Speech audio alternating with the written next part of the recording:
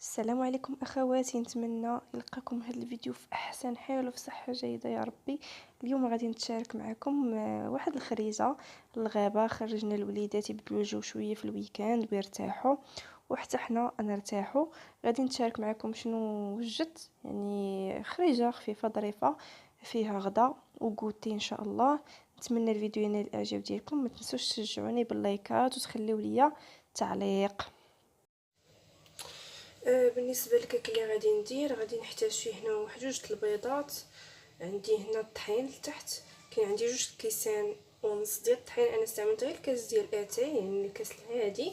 جوج الكيسان ونص ديال الطحين. هنا عندي جوج المعالق كبار ديال الكاكاو فاني وجوج خمارات.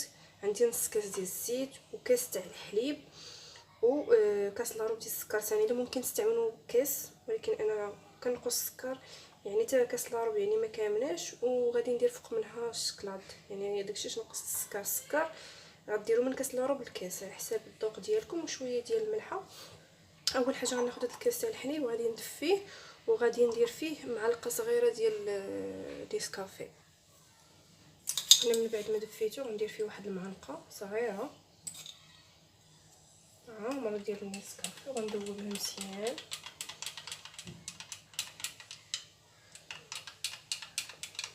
غادي ندوز باش نوجد لو كيك ديالي، يعني كيك عادي. نبدا بالبيض والسكر سنيده. درت البيض، غندير السكر سنيده، وغندير شويه الملحه،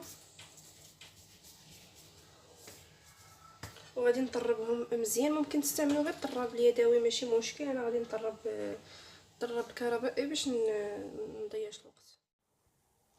هنا من بعد ما طربتهم غادي نضيف الزيت، وغادي نضيف هذاك الحليب والسكر فاني، وغادي نعاود نطرب حتى يتخلطوا ليا مزيان.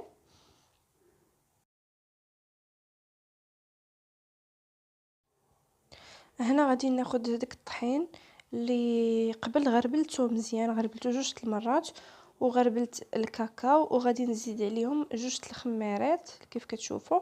حتى هما غنغربلهم لان الخماره كتكون يعني مجموعه، ضروري تغربل، ضروري الطحين يتغربل. الكاكاو والخماره غادي نغربلهم، عاد غادي نبقى نزيد فيهم بشويه بشويه على الخليط ديالي. هنا غادي نزيدو بشويه بشويه الخليط ديالي، وغادي نخلط غير بالطراب اليدوي حتى يتخلط ليا الخليط كامله. يعني غادي نستعمل هاد الكميه كامله. انا عطيتكم العبار بالكاس ديال اتاي، يعني ماشي كاس العنبه.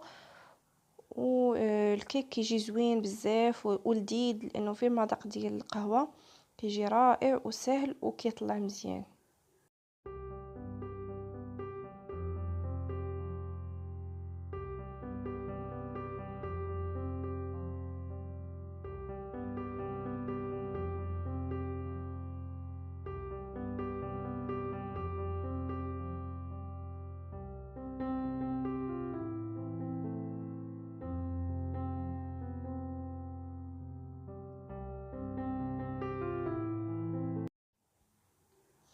هنا غادي ناخذ المول اللي غادي ندير فيه الكيك، اللي دهنته بالزبده ورشيته بالطحين، وغادي ندير فيه الكيك ديالي. غادي نهز غنكبو من الفوق باش يدخل فيه الهواء ويجي طالع ليا مزيان. صافي غادي نقادو في المول، غادي ندخلو الفران سخون. عفوا الفران شعلته، يعني حتى كندير الكيك في المول، يعني العجينه كنديرها في المول، عاد كنشعل الفران على درجه 180 حتى 190 درجه، شاعل غير من التحت، وكنخلي حتى كطلع الكيك وكطيب. عاد كنشعل عليه من الفوق دغيا غير 3 دقائق 4 دقائق حتى نخرجوه من الفران. وفي الاخير غادي تشوفوا الشكل ديالو. هنا غادي نوجد طويجين اللي غادي نديه معايا واجد باش غادي نطيبو تما. غادي نوجد الشرموله ديال الدجاجين الاولى. عندي هنا جوج المعالق ديال القزبر ومعدنوس.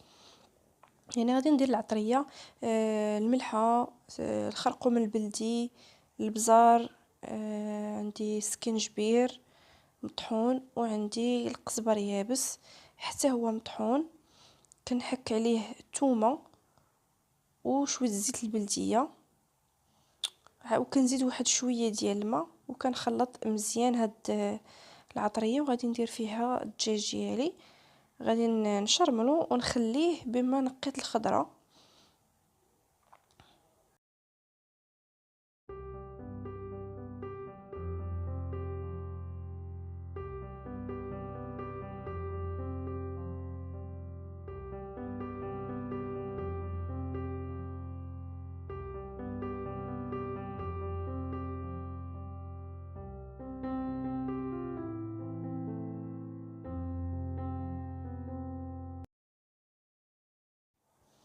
انا غادي نجيب الطاجين كيف كتشوفوا، غادي ندير فيه البصله. هنا درت حبه ديال البصله اللي كبيره، قطعتها بحال هكا مربعات كبارين، غنديرها لتحت، وغادي فوق منها داك الدجاج اللي شرملت. هو قد ما خليتو الدجاج مشرمل قد ما مزيان، ولكن انا مع الطريق غادي نمشي وغادي نخليه لي غادي نردو يطيب، يعني كاين الوقت باش يبقى مرقد في الشرموله. غادي نحط الطريفات ديال الدجاج فوق ديك البصيله، غادي ندير عليه واحد شويه، وغادي ناخذ البطاطا لانني انا غندير غير البطاطا، بصله والزبيب فقط في الطاجين، يعني طاجين خفيف دغيا كيطيب صافي. غادي ندير البطاطا ديالي وغادي نشد الزبيب وغادي نغسلو مزيان وغنديرو من الفوق، وغادي نغطي الطاجين ديالي وغنديه. هنا نسيت ما وريتكمش بانني راني درت ليه السلوفان، يعني دورت الطاجين في السلوفان باش لانني هنا ما بللتو ما والو، يعني تنمشي تما عاد غادي ندير فيه شويه الماء فاش غادي يطيب القياس اللي غادي يطيب فيه. درت فيه السلوفان، ما تعرفوا يتقلب ليا الطاجين ولا شي حاجه، تعرفوا شنو يوقع. المهم درت ليه السلوفان وغطيته بالغطايه ديالو ومشيت حتى لتمايا وغادي نردو على المجمر.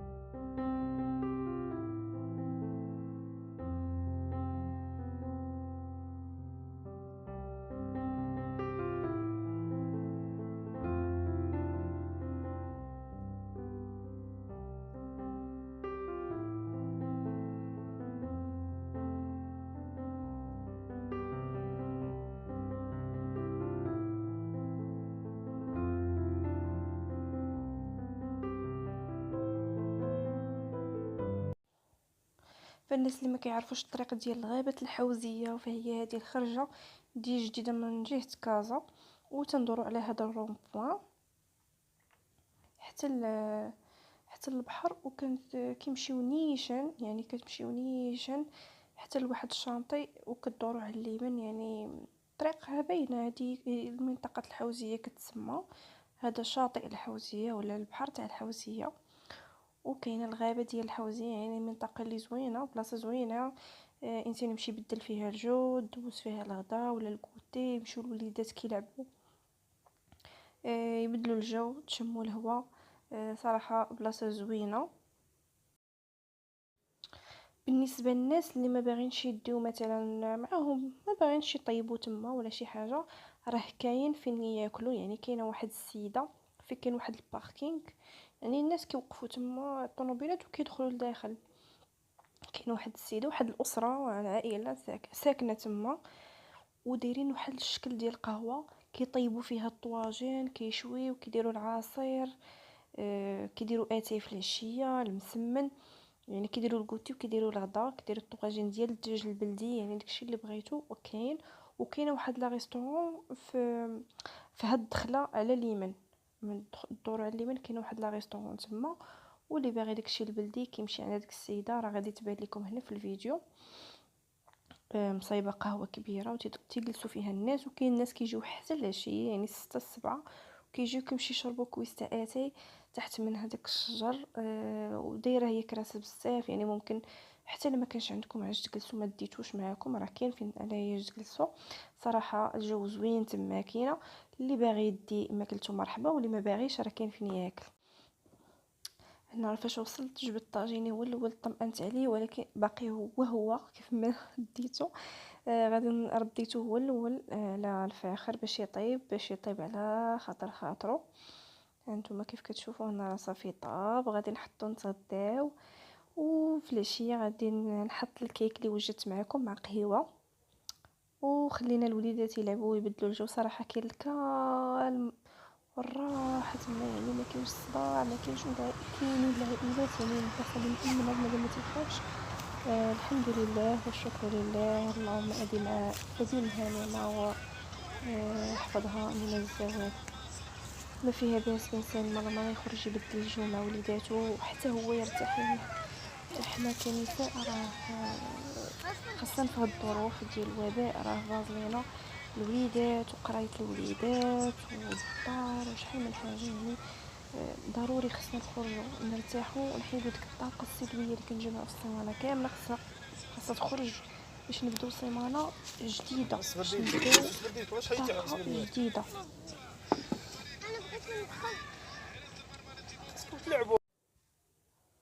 وهذه هي ساعة العودة، هذا هو البحر ديال الحوزية ولا شاطئ الحوزية. نتمنى الفيديو ديالي ينال الاعجاب ديالكم ونكون خفيفة ظريفة على قلوبكم. ما تنسوش تخلوا لي لايك للتشجيع. نتلاقاو في فيديو جديد ان شاء الله. خليت لكم راحة البال. بسلام عليكم.